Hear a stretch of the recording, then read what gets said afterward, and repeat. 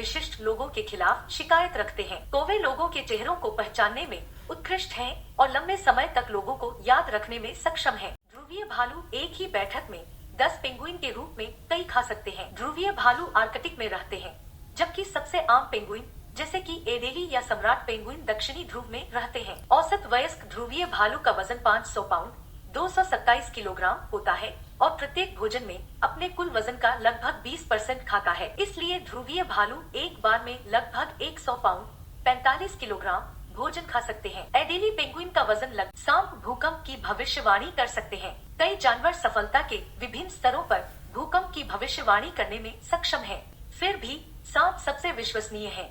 75 मील दूर 121 किलोमीटर तक भूकंप को संवेदित करते हैं। क्या अधिक प्रभावशाली है कि वे वास्तव में होने से पहले 5 दिन के रूप में कई भूकंप महसूस कर सकते हैं।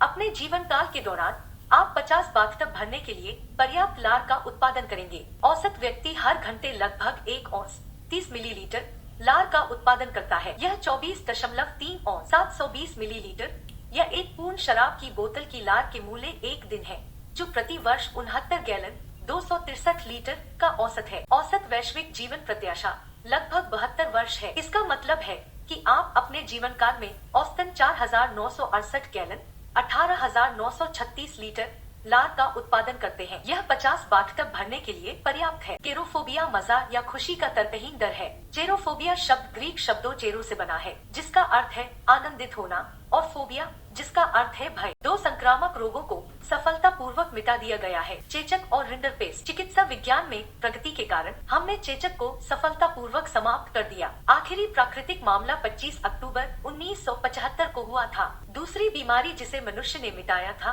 वह रिंडरपेस्ट था। यह बीमारी अक्सर मवेशियों में पाई जाती थी और खसरे के समान है। रिंडरपेस्ट का अंतिम ज्ञात मामला 2001 में था। केले घुमावदार होते हैं क्योंकि वे सूर्य की ओर बढ़ते हैं। केले एक प्रक्रिया से गुजरते हैं जिसे नकारात्मक भूट्रोपिज्म कहा जाता है। इस प्रक्रिया के कारण फल जमीन की ओर की बजाय सूर्य की ओर ऊपर की ओर बढ़ता है। यह बदले में केले को अपना परिचित घुमावदार आकार देता है। आपके शरीर की सबसे छोटी हड्डी आपके कान में होती है। स्टेप्स हड्डी के रूप में जाना जाता है। यह छोटी हड्डी औसतन 0.09 टाइम्स 0.11 इंच 3 टाइम्स 2.5 मिमी आकार में है। स्टेप्स हड्डी मनुष्यों और कई अन्य जानवरों के मध्य कान में पाई जा सकती है। यह आंतरिक कान में ध्वनियों से कंपन को स्थानांतरित करने में एक महत्वपूर्ण भूमिका निभाता है। यदि आप जमीन से कंगारू की पूंछ उठाते हैं तो यह हॉप नहीं कर सकता है। कंगारू अपनी पूंछ का उपयोग संतुलन के लिए करते हैं, जबकि हॉपिंग करते हैं। इसलिए यदि आप उनकी पूंछ को ऊपर उठाते हैं तो उनके पास कोई संतुलन नहीं होगा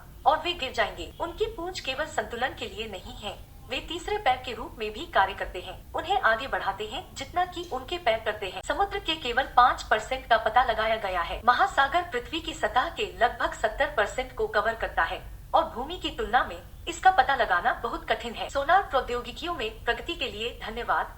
समुद्र तल के 20% के रूप में अब मैप किया गया है। हमने समुद्र के इतने कम हिस्से का पता लगाने का कारण यह है कि आवश्यक तकनीक केवल पिछले 100 वर्षों में विकसित हुई है।